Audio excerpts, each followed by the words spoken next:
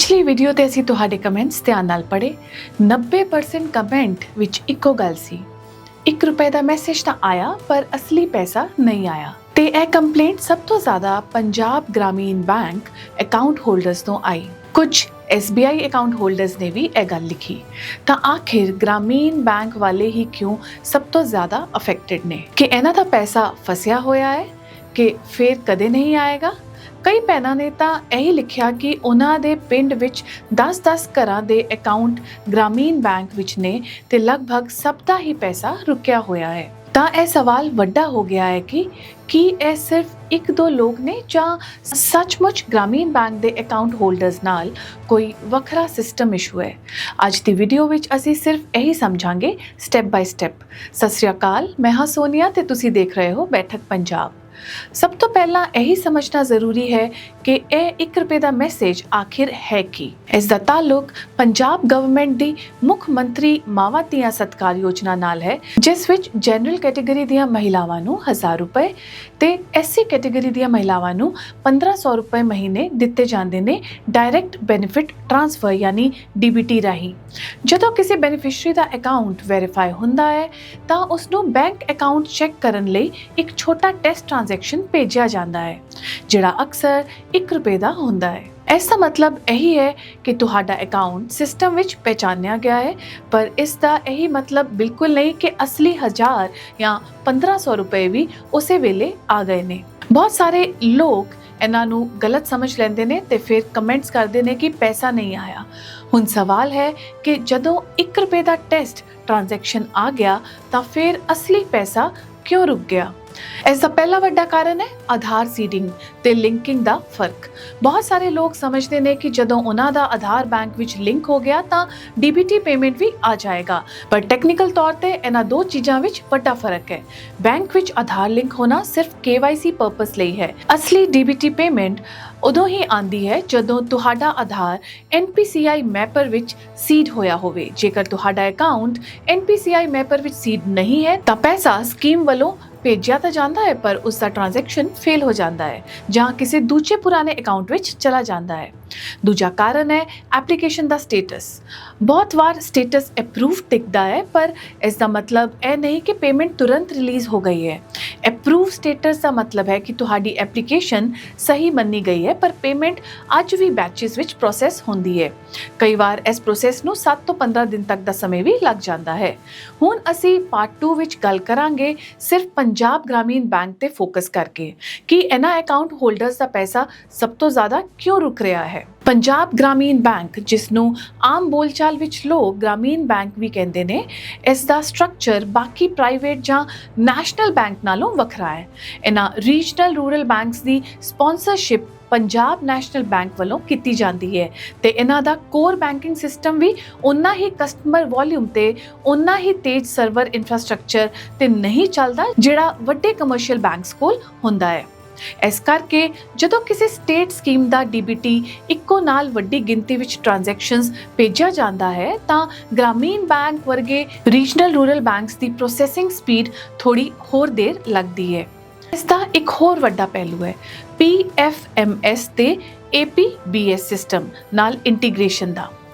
PFMS ਯਾਨੀ public financial management system ਤੇ APBS ਯਾਨੀ ਆਧਾਰ ਪੇਮੈਂਟ ਬ੍ਰਿਜ ਸਿਸਟਮ।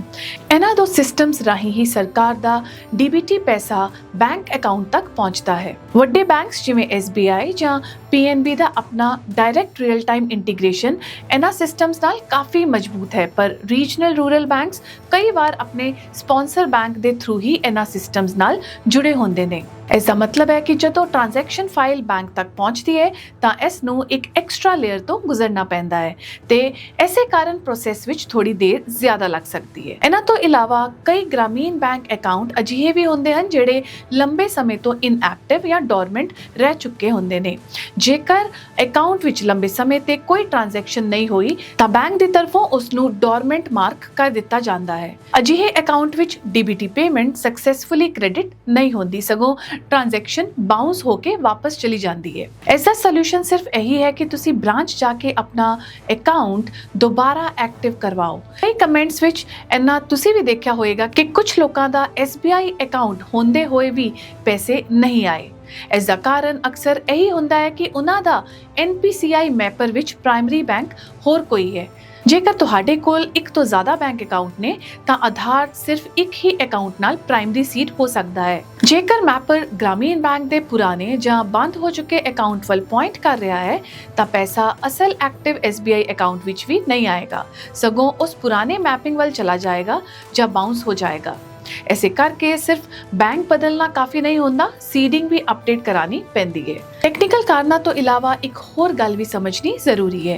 पंजाब के कई जिलों में ग्रामीण बैंक की ब्रांच नेटवर्क पिंड लेवल तक फैली हुई है, जिथे इंटरनेट कनैक्टिविटी ते सर्वर लोड दोवें ही वड्डा चैलेंज बन जाते हैं। जदों इक्को नाल हज़ारां ट्रांजैक्शन एक छोटी ब्रांच के सर्वर ते इक्को दिन प्रोसैस होंदे ने तां सिस्टम स्लो हो जाता है जां कुछ ट्रांजैक्शनस टैंपरेरीली फेल हो जाते हैं, जिहड़ा बाद विच दोबारा ट्राई होंदे ने। सोशल मीडिया ते कुछ व्यूअर्स ने यही अंदाज़ा भी लगाया कि मालवा दे दुआबा रीजन दे ग्रामीण बैंक ब्रांचेस विच यह इशू सब तो ज़्यादा देखा गया, पर इस नूं कोई ऑफिशियल कन्फर्मेशन नहीं किया जा सकता, इसलिए इसनूं सिर्फ एक अंदाज़ा ही समझो, कोई पुख्ता फिगर नहीं।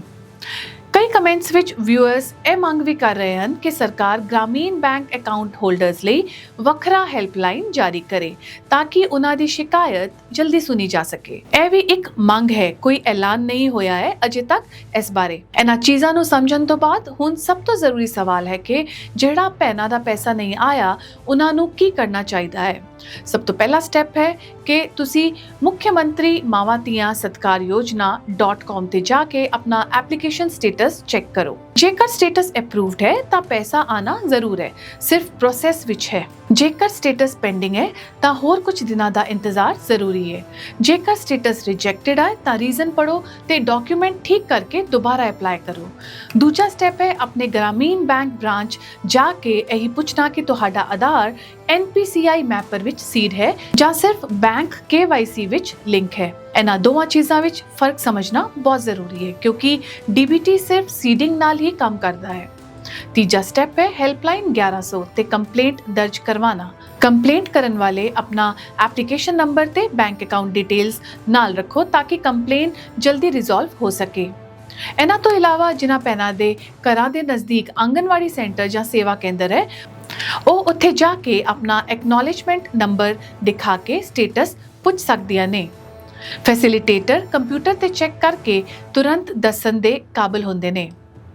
ਇੱਕ ਹੋਰ ਚੀਜ਼ ਜਿਹੜੀ ਕਾਫੀ ਲੋਕ ਭੁੱਲ ਜਾਂਦੇ ਨੇ ਉਹ ਹੈ ਆਪਣੀ ਬੈਂਕ ਪਾਸਬੁੱਕ ਜਾਂ SMS ਹਿਸਟਰੀ ਚੈੱਕ ਕਰਨਾ। ਕਈ ਵਾਰ ਪੇਮੈਂਟ ਕ੍ਰੈਡਿਟ ਹੋ ਚੁੱਕੀ ਹੁੰਦੀ ਹੈ ਪਰ SMS ਨੋਟੀਫਿਕੇਸ਼ਨ ਨਾ ਆਨ ਕਰਕੇ ਪੈਨਾ ਨੂੰ ਪਤਾ ਹੀ ਨਹੀਂ ਲੱਗਦਾ।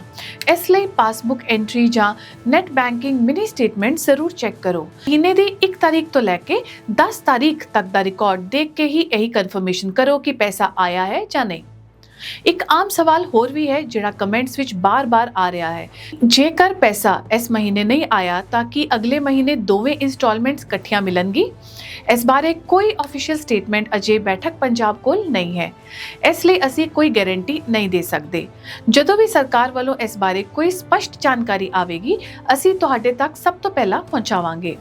ਇਹੀ ਗੱਲ ਸਮਝਣ ਵਾਲੀ ਹੈ ਕਿ ਇਹਨਾਂ ਸਭ ਲੋਕਾਂ ਦੀ ਸ਼ਿਕਾਇਤ ਗਲਤ ਨਹੀਂ ਹੈ ਜਿਨ੍ਹਾਂ ਨੇ ਕਮੈਂਟਸ ਵਿੱਚ ਲਿਖਿਆ ਕਿ ਉਹਨਾਂ ਦਾ ਪੈਸਾ ਨਹੀਂ ਆਇਆ। ਇਸ ਦਾ ਮਤਲਬ ਹੈ ਕਿ ਸਿਸਟਮ ਵਿੱਚ ਡਿਲੇ ਹੈ, ਖਾਸ ਕਰਕੇ ਰੀਜਨਲ ਰੂਰਲ ਬੈਂਕਸ ਜਿਵੇਂ ਪੰਜਾਬ ਗ੍ਰਾਮੀਣ ਬੈਂਕ ਵਿੱਚ, ਨਾ ਕਿ ਸਕੀਮ ਖੁਦ ਬੰਦ ਹੋ ਗਈ ਹੈ ਜਾਂ ਪੈਸੇ ਗੁੰਮ ਹੋ ਗਏ ਨੇ। ਸਰਕਾਰ ਵੱਲੋਂ ਆਫੀਸ਼ੀਅਲ ਤੌਰ ਤੇ ਇਹ ਕਿਹਾ ਗਿਆ ਹੈ ਕਿ ਜਿਨ੍ਹਾਂ ਦੀ ਐਪਲੀਕੇਸ਼ਨ ਅਪਰੂਵਡ ਹੈ ਉਹਨਾਂ ਦਾ ਪੈਸਾ ਜ਼ਰੂਰ ਆਵੇਗਾ, ਸਿਰਫ ਬੈਚ ਵਾਈਜ਼ ਪ੍ਰੋਸੈਸ ਹੋ ਰਿਹਾ ਹੈ। ਅੱਜ ਅਸੀਂ ਇਹੀ ਸਲਾਹ ਦਿੰਦੇ ਹਾਂ ਕਿ ਜਲਦਬਾਜ਼ੀ ਵਿੱਚ ਕੋਈ ਗਲਤ ਜਾਣਕਾਰੀ ਸ਼ੇਅਰ ਨਾ ਕਰੋ, ਸਗੋਂ ਆਫੀਸ਼ੀਅਲ ਪੋਰਟਲ ਤੇ ਹੈਲਪਲਾਈਨ ਰਾਹੀਂ ਆਪਣਾ ਸਟੇਟਸ ਵੈਰੀਫਾਈ ਕਰੋ।